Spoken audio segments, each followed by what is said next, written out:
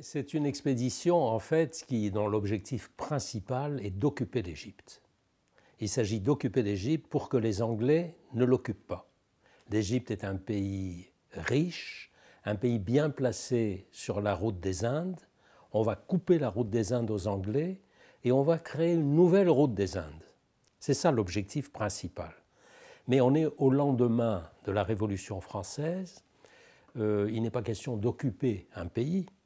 On ne va pas occuper l'Égypte. On va aller libérer le peuple égyptien, officiellement. On va aller libérer le peuple égyptien de la tyrannie des princes mamelouks qui gouvernent l'Égypte au nom du sultan de Constantinople, puisque l'Égypte est encore une province ottomane, quoique assez indépendante. Donc c'est ça l'objectif principal.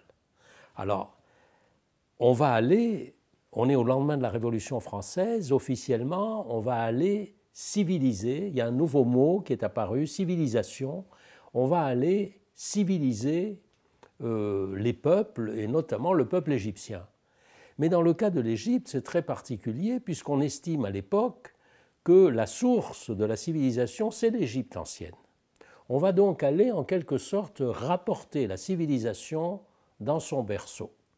Et enfin, comme Bonaparte veut donner à son expédition un certain statut, Bonaparte se prend pour le nouvel Alexandre, il va aller accompagné par toute une équipe, une pléiade de savants et d'artistes. Et donc il y aura une dimension scientifique. Donc c'est à la fois de la politique, de la stratégie, de la politique, de la culture, des sciences. C'est une expédition très complète.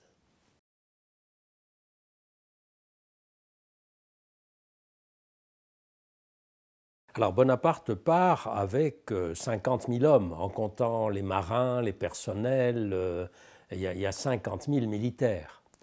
Mais il part également avec quelques 160 civils de toutes les disciplines, des orientalistes, des chimistes, des architectes, des géomètres, toutes les disciplines. On va les appeler des savants et des artistes. Alors il y a parmi eux des gens très connus, comme le mathématicien Monge, comme le chimiste Berthollet, mais la plupart de ces civils sont de tout jeunes gens, la moyenne d'âge est de 25 ans, qui vont se faire un nom en Égypte comme Geoffroy Saint-Hilaire.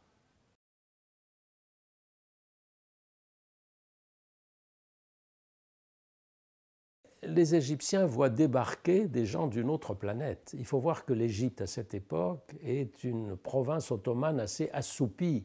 L'Égypte n'a plus rien de ses splendeurs passées.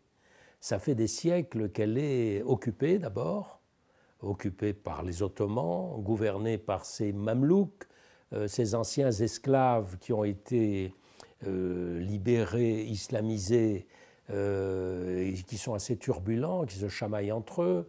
L'Égypte n'a plus rien de ses splendeurs passées. Elle voit débarquer des gens suréquipés et elle se demande ce qu'ils viennent faire. Et les Égyptiens ne comprennent pas très bien ce qu'ils viennent faire. Alors Bonaparte, lui, arrive avec un discours assez inattendu, très nouveau pour l'époque. Très nouveau, il ne vient pas... Ce n'est pas une croisade. Il s'agit du premier choc, en fait, entre l'Occident et l'Orient musulman depuis les croisades. Mais ce n'est pas une croisade, justement. Et Bonaparte vient en disant aux Égyptiens, je viens vous libérer de la tyrannie des princes mamelouks. Et à ses soldats, il dit une chose tout à fait moderne pour l'époque, il dit, vous allez rencontrer un peuple musulman, il faut le respecter, il faut respecter ses traditions, ses coutumes, sa religion. Alors, ça ne sera pas tout à fait appliqué, mais il y a au moins ça a été dit, et ça c'est très moderne pour l'époque.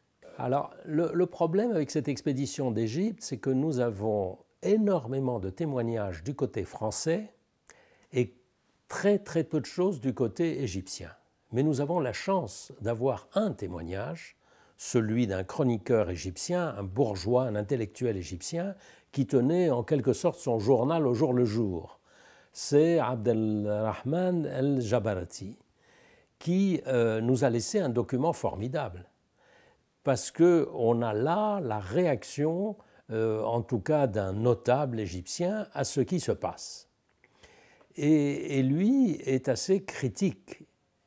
Il est à la fois très intrigué de ce qu'il voit et assez critique. Critique pourquoi? Parce que Bonaparte, en fait, tient aux Égyptiens un discours très curieux. D'abord, il s'installe dans un des grands palais mamelouks du Caire.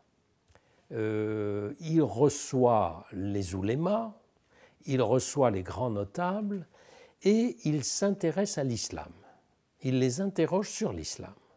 Il est intrigué, intéressé par l'islam, mais il dit aux Égyptiens, à ces notables et aux Égyptiens en général, il dit son admiration pour le Coran et pour le prophète, en tenant un discours assez curieux en disant « nous sommes au fond de vrais musulmans, nous les Français. Pourquoi ? Parce que nous avons combattu le pape à Rome. » Alors Jabarti, devant ce discours, est stupéfait. D'abord, il est choqué par les proclamations en arabe qui ont été faites par Bonaparte. Bonaparte est accompagné d'orientalistes qui connaissent l'arabe. Il a fait des proclamations en arabe au peuple égyptien. Jabarti note dans ses proclamations des fautes de grammaire, de style, en disant « on massacre la langue du prophète ». Déjà, ça le choque. Mais c'est surtout le fond qui le choque, en disant « qu'est-ce que c'est que ces gens-là qui viennent nous dire qu'ils sont musulmans parce qu'ils ont combattu le pape ?» En fait, ce sont des matérialistes qui ne sont pas chrétiens, qui ne croient à rien, et donc il les rejette en quelque sorte. En fait, Bonaparte occupe un palais, il se fait appeler le grand sultan, le sultan el-Kébir, il reçoit en fait, et il reçoit très bien ces oulémas qui sont les vrais dirigeants du peuple égyptien à l'époque. Il les interroge sur la religion, sur l'islam et tout, il ne se déplace pas lui-même. Il ne se déplace pas, il le reçoit très bien, il pousse à un moment l'accueil jusqu'à s'habiller lui-même en costume local. Ses adjoints le trouvent ridicule et le lui disent. Il finit par retrouver son uniforme très vite. Mais alors ces oulémas finissent par lui dire, puisque vous êtes tellement intéressé par l'islam, convertissez-vous avec votre armée. Évidemment, il esquive la chose, et il n'y aura qu'un seul général qui va se convertir à l'islam, c'est Jacques Menou, qui va se faire appeler Abdallah Menou, et qui va jouer un rôle très important par la suite, puisqu'après le départ de Bonaparte, c'est Kléber qui va diriger l'Égypte, et après l'assassinat de Kléber, c'est Menou qui va être le gouverneur de l'Égypte.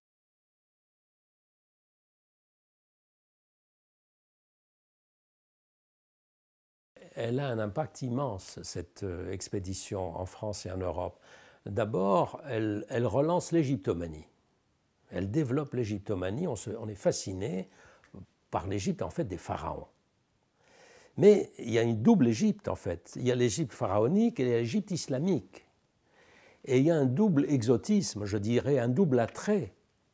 On est à la fois dans le cas des pharaons, évidemment fascinés, attirés par tous ces vestiges, ces hiéroglyphes qu'on n'arrive pas à déchiffrer, tout ça. Dans le cas de l'islam, il y a à la fois une attirance et une peur. Et cette attirance et cette peur vont être développées par l'expédition d'Égypte. Mais cette expédition d'Égypte, en fait, est une bombe à retardement. Pourquoi ? Parce que Bonaparte va détruire le système politique égyptien, il détruit le système mamelouk, et il ouvre la porte, en réalité après son départ, à Mohammed Ali, Mehmet Ali, ce Turc de Macédoine, qui va devenir le fondateur de l'État moderne égyptien et qui fera appel lui-même par la suite à des Français. Et ce qui fait que sur le coup, cette expédition en Égypte même n'a pas tellement d'effet, quoi qu'on ait dit. C'est une bombe à retardement.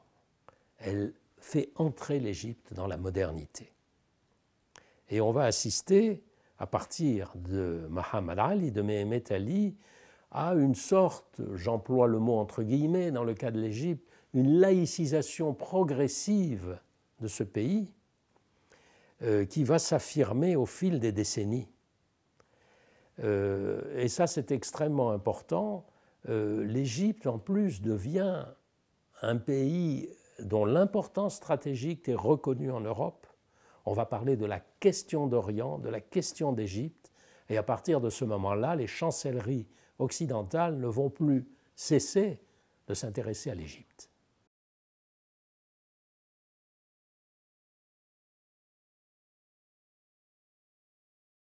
Alors évidemment, cette expédition a attiré l'attention des Français, des Européens sur l'islam.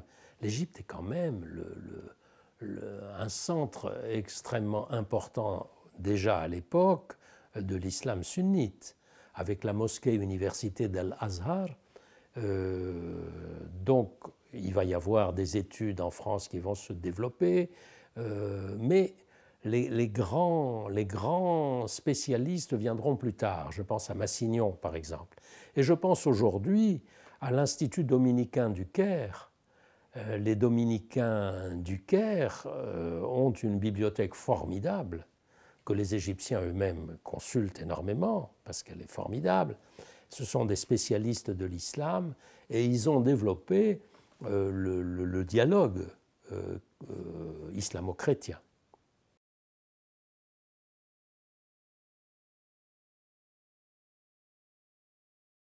L'expédition d'Égypte est à la fois très moderne, si on la compare par exemple à l'expédition française en Algérie en 1830. 30 ans plus tôt, Bonaparte est beaucoup plus moderne. Il arrive dans un esprit d'ouverture beaucoup plus grand que les Français ne le feront en Algérie en 1830, où ce sera banalement une expédition coloniale. Mais de fait, c'est une occupation de l'Égypte. Et c'est une occupation, c'est un choc culturel entre deux cultures qui ont du mal à se comprendre. Et il y a un épisode extrêmement négatif et douloureux dont les Égyptiens se souviennent. C'est au cours de la première insurrection de la ville du Caire, en octobre 1798, quelques mois après l'arrivée des Français, une partie des quartiers se soulève. Et là, Bonaparte réagit de façon extrêmement brutale. Et on aura des cavaliers français qui vont pénétrer, profaner la mosquée d'Al-Azhar. Et ça sera très mal, évidemment, reçu, bien entendu, et le souvenir va rester. Donc il y a ces deux côtés. Et puis vous aurez, au temps de Nasser, une des vertus de l'expédition qui sera soulignée, ça a été de dire, au fond, il a réveillé le nationalisme égyptien. Donc vous voyez, on peut interpréter cette expédition comme on veut. Il y a à la fois du positif et beaucoup de négatif. Le choc culturel entre Français et Égyptiens va se matérialiser en octobre 1798, quelques mois après l'arrivée des Français. Pourquoi? Parce que les Français ont voulu introduire au Caire notamment des réformes que les gens ne comprennent pas.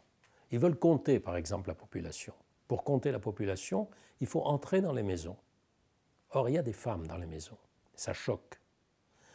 Ils veulent, pour des raisons de sécurité, enlever les portes qui séparent les quartiers du Caire. Donc toutes ces raisons font que la population va se soulever. Et là, Bonaparte réagit en militaire. Du haut de la citadelle, il fait bombarder les quartiers rebelles.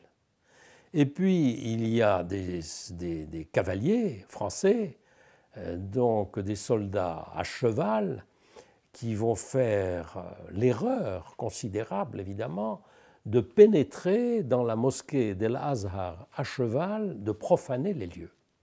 Heureusement, il y aura quelques orientalistes français qui vont se précipiter pour les écarter, pour sauver quelques Corans illuminés qui sont là.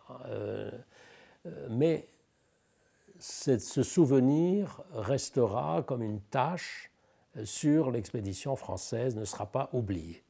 En fait, cette expédition a eu des conséquences considérables, à la fois en France, en Égypte, dans la région. En France, c'est Bonaparte qui est parti en Égypte, qui a fait en quelque sorte son expérience de chef d'État, et c'est Napoléon qui revient pour prendre le pouvoir.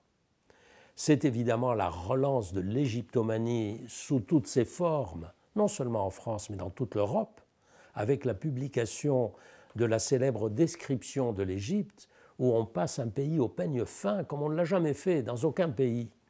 On a étudié l'Égypte ancienne, l'Égypte moderne, la faune, la flore, etc.